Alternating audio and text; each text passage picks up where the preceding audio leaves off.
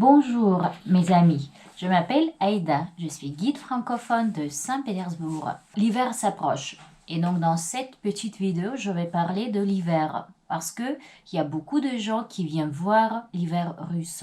Et bien sûr qu'il y a beaucoup de questions que mes touristes me posent. Quel temps fait-il en hiver? Il faut dire que l'hiver est très différent. En général, le climat à Saint-Pétersbourg est très différent. Le temps change vite, le temps change quelques fois par jour et donc l'hiver est très varié. Soit on a beaucoup de neige, par exemple l'hiver de 2018, on avait beaucoup de neige, on avait 84 cm de neige. Il ne faisait pas très froid, mais faites attention. Pour nous, c'est moins 14, moins 16 degrés. C'est pas très froid, c'est l'hiver doux. Donc, c'est pas l'hiver comme en Europe. Quelques jours, il faisait moins 20, 25 degrés, mais ça durait pas très ça dure pas très longtemps. Donc, normalement, ça se passe au mois de janvier. Et la fin de janvier, début de février, ce sont les jours les plus froids. Donc, il faut dire qu'on a très peu de soleil, c'est-à-dire que le ciel est couvert des nuages presque tout l'hiver. On ne voit pas de soleil. Parfois, s'il fait moins 20, 25 degrés, on peut voir le ciel bleu et le soleil. Mais c'est très rare. Donc voilà, l'hiver doux pour nous, c'est moins 14, moins 16 degrés. Faites attention, il faut bien sûr prévoir les vêtements chauds, les chaussures assez chaudes. Il faut faire attention parce que chez nous, l'hiver est très venteux. Il y a beaucoup de vent parce que la ville se trouve au bord de la mer. C'est la mer Baltique qui est très froide et l'hiver est très humide. Donc, il faut faire attention parce que si par exemple il fait moins 16, moins 14 degrés, à cause de vent et l'humidité, ça ressent comme moins 20, moins 25 degrés. Dans tous les hôtels, dans les restaurants, dans les musées, il fait très chaud. On chauffe bien partout. En ce qui concerne les avantages et les désavantages des inconvénients de ce voyage en hiver, bien sûr qu'il y a beaucoup d'avantages. Par exemple, il y a très peu de gens. Les musées sont vides. Et c'est très important parce que comme ça, vous pouvez vraiment profiter de toutes les richesses qu'on a dans notre ville, qui a été considérée par l'organisation l'UNESCO comme ville-musée. Les musées sont vides. Vous pouvez passer beaucoup de temps en regardant les tableaux, les objets d'art, les salles, parce qu'on a beaucoup de résidences impériales dans lesquelles les salles sont vraiment magnifiques. Ce sont les vrais chefs-d'œuvre d'art. C'est-à-dire s'il y a peu de gens, donc il ne faut pas faire la queue. En tout cas, j'achète toujours les tickets coupe-fil. En été, même avec les tickets coupe-fil, on fait la queue. Parce qu'il y a beaucoup de groupes, il y a beaucoup de gens avec les tickets coupe-fil. Donc voilà, en hiver, on entre par une entrée spéciale pour les gens, pour les groupes organisés. Il faut savoir que même si vous êtes 2 ou 3, si vous êtes avec un guide, si vous avez votre visite privée, vous êtes déjà un groupe organisé. Donc, et les tickets comme ça coûtent un peu plus cher que les tickets que vous pouvez trouver sur les sites des musées. On ne peut pas bien profiter des jardins et des parcs. Et dans notre ville, il y a vraiment beaucoup de jardins. La ville est très verte. Mais on peut profiter des résidences. Il y a toujours une question assez fréquente si les résidences d'été, les résidences des tsars russes, sont ouvertes en hiver. Oui, tous les résidences, tous les palais sont ouverts en hiver, mais les jardins sont fermés. C'est-à-dire qu'il n'y a pas de fontaine. Par exemple, si on parle de Peterhof, qu'on appelle Versailles russe, il est très connu par ses jardins magnifiques. Et il faut dire qu'il y a beaucoup de gens qui viennent voir le jardin et pas le palais. Parce que vraiment, le jardin est magnifique. Il y a 120 hectares C'est la superficie de ce jardin. Il y a plus de 200 fontaines. C'est vraiment... ça vaut le coup donc à voir. Les jardins sont fermés. Les statues, les fontaines ne fonctionnent pas. Tout est couvert des boîtes en bois pour protéger tous ces statues en marbre, les vases et les éléments dorés de l'hiver. Bien sûr qu'on peut se promener quand même dans ce jardin, mais on ne voit pas de toute cette beauté qui existe en été. Mais les musées, les palais, les anciens palais, les anciennes résidences impériales, comme le palais de Pierre à Peterhof, comme le palais de Catherine à Tsarskoye Selo, comme le palais de Paul à Pavlovsk, sont ouverts tous les jours. Donc, est-ce qu'il faut prendre ou pas la voiture privée? C'est une question que tous mes touristes me posent. C'est une bonne question et je vous conseille quand même de prendre une voiture parce qu'en été, souvent, on fait quelques visites, surtout les visites panoramiques de la ville sans voiture. On fait tout à pied parce qu'il fait beau. Le soleil brille et on peut vraiment se promener calmement et visiter tous les endroits qu'on visite en voiture. Bien sûr que ça prend beaucoup plus de temps. En hiver, il fait souvent froid. En plus, il y a beaucoup de neige. Il y a beaucoup de rues où c'est très difficile à marcher. Donc comme ça, c'est mieux et parfois même à circuler en voiture. Mais je vous conseille bien de prendre une voiture parce que même pour votre guide, ça sera un peu compliqué de parler dehors parce qu'il fait vraiment froid.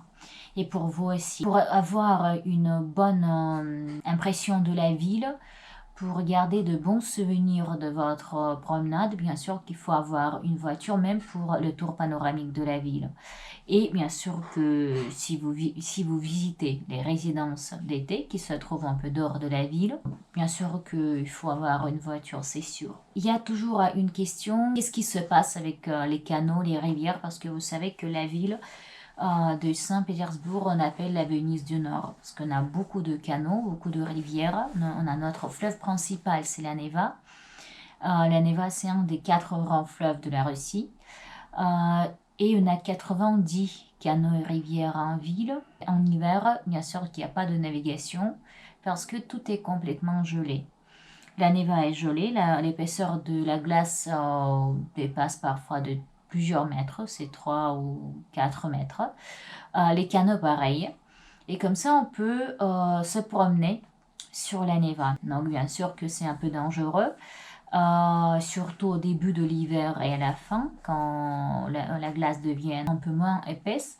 Mais les gens continuent à marcher. C'est pour ça que ces dernières années, le gouverneur de la ville a pris la décision de louer un brise-glace pour briser la glace et pour empêcher aux gens de se promener sur la Neva. Mais quand même, on se promène sur les canaux. Il y a beaucoup de gens qui s'installent pour pêcher. Par exemple, les pêcheurs font les trous dans la glace. Ensuite, les peintres qui s'installent sur les canaux pour faire une toile, une image de la ville sous la neige. Et les gens qui se promènent et parfois même on peut voir les gens qui patinent. On peut, comme j'ai déjà dit, les jardins, les parcs sont couverts de la protection contre la neige, mais ils restent quand même ouverts et donc il y a beaucoup de gens qui proposent les petites promenades en calèche. C'est notre particularité, c'est très à la russe de faire les promenades en troïka, les 3 chevaux avec les louges. Et c'est pas très touristique, même les Russes avec les enfants aiment beaucoup faire ça. En ce qui concerne les skis, vous pouvez faire du ski ici, mais ici on fait pas, on fait seulement du ski de fond parce qu'on n'a pas de montagne. Et dans les parcs, partout on peut louer les skis, on peut louer les louges ou bien les patins en glace. Et voilà. En ce qui concerne le Nouvel An et le Noël, il faut savoir que le Nouvel An, c'est la même date qu'en Europe, c'est le 31 décembre, 1er janvier. Et le Noël, c'est le 7 janvier en Russie. C'est pas le 25 décembre comme en Europe, à cause des calendriers différents que les deux églises, l'église catholique et orthodoxe, ont choisi. Donc, et comme ça, on a 14 jours de décalage entre les deux églises. Donc voilà, comme ça. Mais en tout cas, la ville est richement décorée. On commence la décoration de la ville déjà au début de décembre jusqu'à la fin de janvier, presque tous les jours en hiver. Il fait noir. Le jour se lève assez tard, le soleil se lève assez tard, c'est à 9 heures à peu près, et la nuit tombe à 16 heures. Comme ça, on a très peu de lumière. Si vous voulez venir ici pour célébrer le Nouvel An, c'est très bien parce qu'on a beaucoup de restaurants qui proposent des programmes assez intéressants. Pour faire ça, mais il faut savoir qu'il faut réserver tout à l'avance. À partir du mois d'octobre, il faut déjà s'occuper de cette question et il faut réserver tout à l'avance. Parce que sinon, il y a beaucoup de restaurants qui sont fermés et seulement les restaurants qui proposent quelques programmes, ils restent ouverts. Mais il faut dire que les hôtels aussi proposent quelques programmes intéressants. Et il faut, si vous avez déjà choisi votre hôtel, il faut demander toujours à l'hôtel qu'est-ce qu'il propose. En ce qui concerne les théâtres, donc pareil, notre théâtre principal, Mariinsky, propose beaucoup d'opéras, beaucoup de ballets, c'est Casse-Noisette, c'est le Lac des Cygnes, pour le mois de décembre, donc jusqu'à la fin de décembre, il y a toujours quelques représentations, mais pareil, il faut réserver tout à l'avance parce que surtout si vous voulez voir la salle historique, il faut vraiment réserver aussi les tickets à partir du mois d'octobre. Pareil avec les guides. La fin de décembre, début de janvier, ce sont les dates les plus hautes, on peut dire. C'est la haute saison touristique, c'est comme en été. Il faut réserver tout à l'avance. Comme ça, votre guide aura une possibilité de vous proposer le programme, de réserver les tickets à l'avance et de garder les dates pour vous. Et la dernière chose que je voudrais vous dire, c'est un petit exemple du programme hivernal pour, par exemple, 3 jours. Donc d'abord, quand vous venez en ville, il faut, donc voilà, sur mon site, sous chaque article, il y a toujours un petit fichier à remplir. Là-bas, vous pouvez écrire votre nom, votre prénom, les dates de votre voyage, le nombre de personnes et peut-être quelques petites notes qui vont m'aider à créer le programme pour vous. Il faut bien sûr écrire si vous avez besoin des transferts. Vous pouvez trouver les chauffeurs de taxi donc déjà à l'aéroport peuvent vous coûter assez cher et il y a beaucoup d'arnaques, donc il faut faire attention. Bien sûr qu'ils voient tout de suite que vous êtes touriste et ils vont profiter de ça. Le premier jour par exemple c'est le transfert, c'est le guide qui vient vous chercher avec une pancarte à l'aéroport, puis voilà c'est le transfert à l'hôtel. Si vous avez quelques questions vous pouvez les poser à votre guide. Voilà, le deuxième jour normalement c'est toujours un petit tour panoramique en voiture parce que comme j'ai déjà dit en hiver c'est très pratique. Ensuite, le deuxième jour, souvent c'est l'Ermitage, la visite de l'Ermitage et la visite par exemple du palais Yusupov, c'est pour une journée. Bien sûr que tous les jours on fait une pause de déjeuner, c'est obligatoire, mais c'est pas inclus dans le programme. On déjeune toujours dans les bons restos de la cuisine russe. Comme ça, ce ne sont pas les restaurants touristiques, ce sont les restaurants locaux où les Russes mangent aussi. Et le dernier jour, ça peut être par exemple une journée dehors de la ville.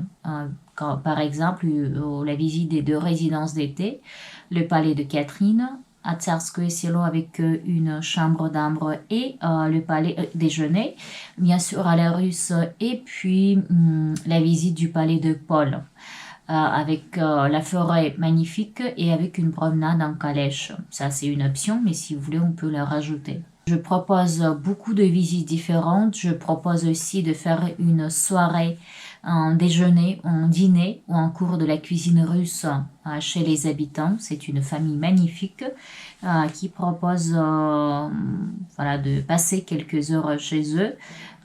C'est vraiment de poser les questions, de demander tout ce qui vous intéresse sur la Russie, sur la vie actuelle. Ils sont à la retraite.